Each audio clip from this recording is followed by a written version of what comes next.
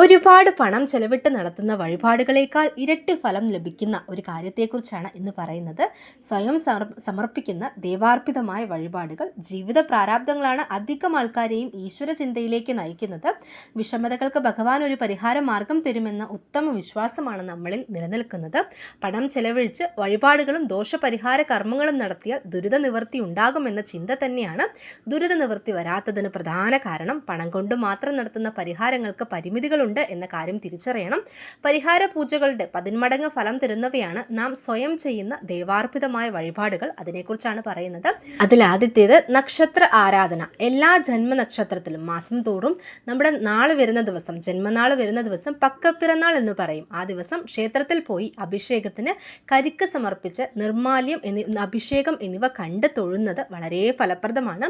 ഇപ്രകാരം മുടങ്ങാതെ ഒരു വർഷത്തോളം നമ്മുടെ ജന്മനക്ഷത്രം വരുന്ന ദിവസം ക്ഷേത്രത്തിൽ പോയി പ്രാർത്ഥിക്കുകയാണെങ്കിൽ സകല ആഗ്രഹങ്ങളും സഫലമാകുന്നതാണ്. കർമ്മദോഷത്തെയും ജന്മദോഷത്തെയും മഹാദുരിതത്തെയും ലഘൂകരിക്കാൻ ഇത് സഹായിക്കുന്നതാണ്. കൂടാതെ ഛായാസമർപ്പണം എന്ന് പറയും. ദേവിക്ക് അഭിഷേകത്തിന് നല്ലെണ്ണ സമർപ്പിക്കുന്നതിനാണ് പറയുന്നത്.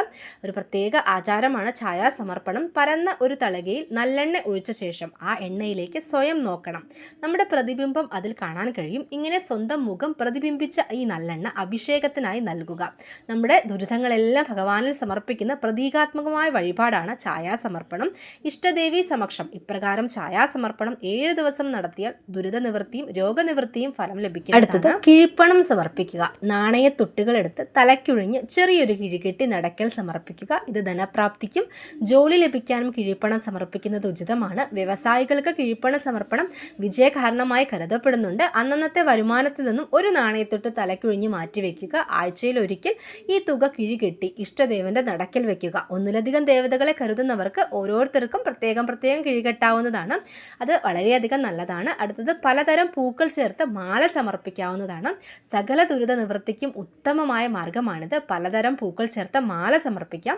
12 ദിവസം ചെത്തിമാല ദേവിക്ക് സമർപ്പിക്കുന്നത്, തുളസിമാല 7 ദിവസം വിഷ്ണു ഭഗവാന് സമർപ്പിക്കുന്നത്, കൂവളമാല ശിവഭഗവാന് 3 ദിവസം സമർപ്പിക്കുന്നതെല്ലാം നമ്മുടെ ഉദ്ദിഷ്ട കാര്യസിദ്ധിക്ക്, നമ്മുടെ ആഗ്രഹങ്ങൾ സാധ്യമാകുന്നതിനും വളരെയധികം നല്ല ഒരു വഴിപാടാണ് പൂക്കൾ ചേർത്ത് മാല സമർപ്പിക്കുന്നത്.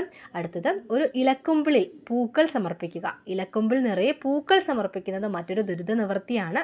ഒരു ഇലക്കുമ്പിൾ പൂവുമായി ക്ഷേത്രത്തിലെത്തി ശ്രീകോവിലിന് ഒരു വലം പ്രദക്ഷിണം വെച്ച ശേഷം ഈ കുമ്പിൾ പൂക്കൾ ക്ഷേത്രാചാരപ്രകാരം സമർപ്പിക്കുന്ന സ്ഥലത്ത് വെക്കുക. മറ്റ് പലതരത്തിലുള്ള പരിഹാര പൂജകളെക്കാളും ഉത്തമമാണ് ഇലക്കുമ്പിൾ നിറയെ പൂക്കൾ സമർപ്പിക്കുന്നത്. അങ്ങനെ ഒരുപാട് കാര്യങ്ങളുണ്ട്. അതിൽ കുറച്ച് കാര്യങ്ങളാണ് ഇന്നത്തെ വീഡിയോയിൽ ഉൾപ്പെടുത്തിയിട്ടുള്ളത്. നമ്മൾ ഒരുപാട് പണം ചിലവിട്ട് നമ്മൾ വഴിപാടുകളും കാര്യങ്ങളും ഒന്നും ചെയ്യേണ്ടതില്ല. ഭഗവാനോടുള്ള പ്രാർത്ഥന മാത്രമാണ് പ്രധാനം. അപ്പോൾ എല്ലാവർക്കും ഭഗവാന്റെ അനുഗ്രഹം ഉണ്ടാവട്ടെ. എല്ലാവരുടെ ജീവിതത്തിലും നല്ലത് മാത്രം വരട്ടെ. എല്ലാവർക്കും ശുഭദിനം നേരുന്നു.